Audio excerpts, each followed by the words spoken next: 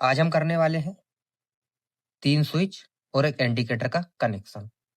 अगर आप वीडियो में नए तो चैनल को लाइक और सब्सक्राइब जरूर करें और वीडियो को शुरू से लेकर एंड तक जरूर देखें। सबसे पहले हम क्या करेंगे, बोर्ड के चारों स्क्रू को बाहर निकाल लेते हैं।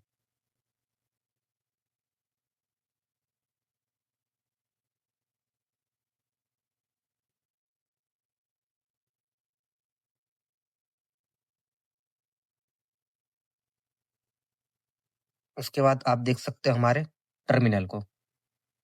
तो हम पहले क्या करेंगे, एक इंडिकेटर से तीनों स्विच वाली नीचे टर्मिनल में एक तार को डालेंगे। तो हम सबसे पहले एक तार का टुकड़ा ले लेते हैं। इसके बाद ये टर्मिनलों को थोड़ा थोड़ा खोल लेते हैं।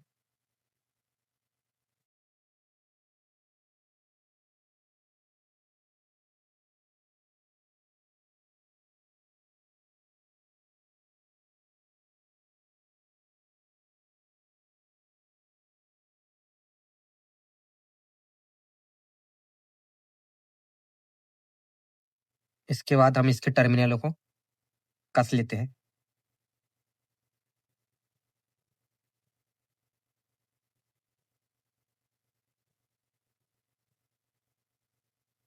इन टर्मिनलों को कसने के बाद फिर हम लेंगे होल्डर। तो आप देख सकते हो हमारे पास 3 होल्डर के पॉइंट है। फिर हम क्या करेंगे, जो स्विच का ऊपर वाला टर्मिनल है उसमें हमें होल्डर के एक जो हमारा पीला वाला तार है ऊपर वाले टर्मिनल में डाल देंगे। इसके बाद इसी तरह दूसरे वाले होल्डर में भी ऐसे ही करेंगे।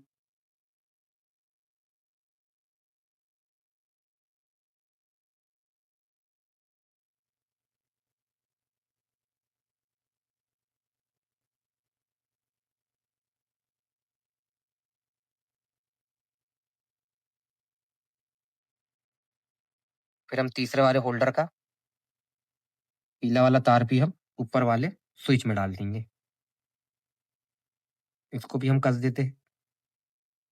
इसको कसने के बाद होल्डर के जो हमारे 3 तार निकले हुए हैं, जो हमारे ब्लैक तार है, इनको हम एक कर देंगे पूरा पहले।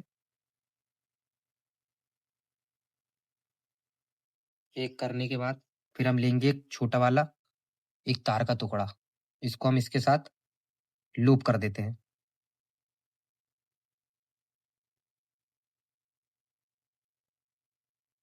लूप करके इसमें हम टेपिंग कर देंगे।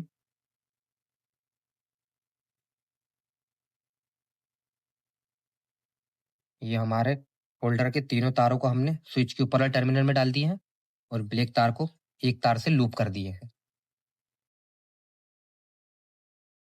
इसके बाद हम क्या करेंगे, एक तार लेंगे जो रहेगा हमारा पीला वाला फेस तार। इसको हम डाल देंगे इंडिकेटर वाले टर्मिनल में। इसके बाद जो हमारा इंडिकेटर का ऊपर वाला टर्मिनल है, इसको हम थोड़ा ढीला कर लेंगे खोल के। खोलने के बाद जो हमारे होल्डर के पॉइंट आए हैं, इसके ऊपर वाले टर्मिनल में इसको डाल देंगे। और दूसरा जो हमारा न्यूट्रल का ब्लैक तार आया है, वो इसी के साथ इसे भी डाल देंगे। इसके बाद इसको हम कस देते हैं। कसने के बाद आप देख सकते हो ये हमारे इसकी वायरिंग हो चुकी है कंप्लीट। कंप्लीट होने के बाद हम इस बोर्ड को रोको। इसके बाद हम करेंगे होल्डर को चेक। तो चेक करने के लिए पहले हम तीनों होल्डर में बल्ब को लगा लेंगे।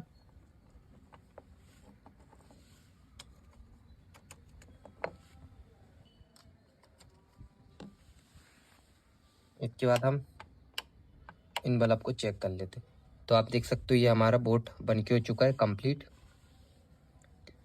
अगर वीडियो अच्छी लगे तो चैनल को लाइक और सब्सक्राइब जरूर करें।